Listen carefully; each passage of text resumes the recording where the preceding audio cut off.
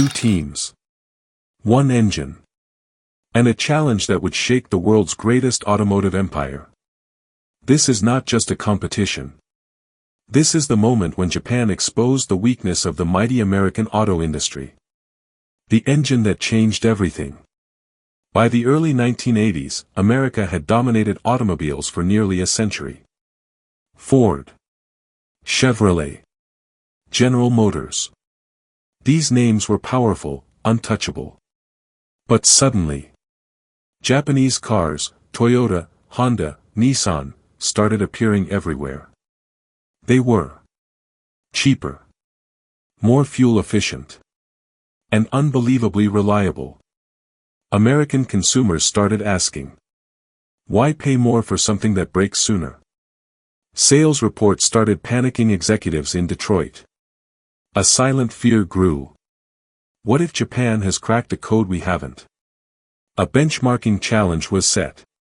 American engineers versus Japanese engineers. Not a race on a track. Not a battle of horsepower. The challenge was much simpler. Dismantle this engine. Then reassemble it. Same tools. Same engine size. Only one rule. Do it perfectly. Do it as fast as possible. The stopwatch was ready. Referee. 3, 2, 1. Begin.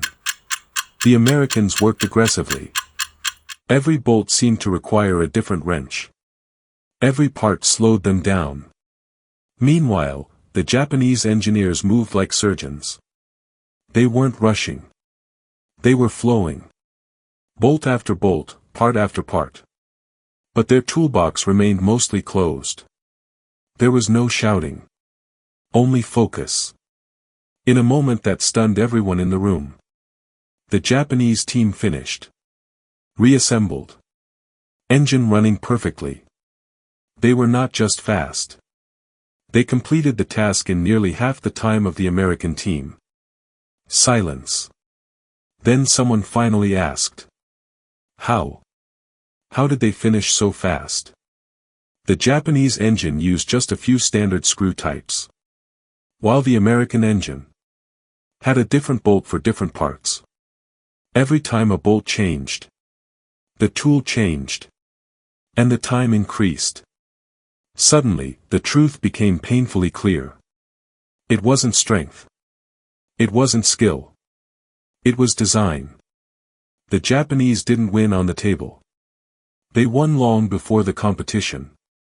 At the design stage, Japanese engineers didn't just design engines.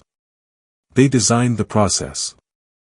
Their philosophy consisted of 3 laws. Law number 1, design for assembly. Meaning, if a worker struggles to assemble something, the design is wrong. Law number 2, Kaizen. Small improvement every day. Every bolt. Every part. Law number 3, standardization creates speed. Japan's superpower was not muscle. It was thought. They listened to factory workers. Because the worker who uses the screw is the one who understands how to simplify it. While Americans believed, engineers design, workers follow. Japan believed, workers improve, engineers listen. Reports reached top executives. Books and case studies were written. Papers from MIT revealed the truth. It wasn't labor cost. It wasn't automation. Japan simply eliminated unnecessary complexity. And from that moment forward, American factories started adopting the Japanese system. They called it lean manufacturing. Because Japan had shown the world, simplicity beats power.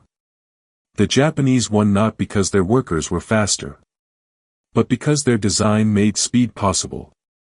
Sometimes, the difference between failure and global domination is just the size of a screw. Tiny decisions. Massive impact. Next time you see a car engine, remember this story and ask yourself, are you making life more complicated? or more simple. Thank you for watching. If you learned something today, hit subscribe, because every video reveals another hidden story behind the machine you see on the road.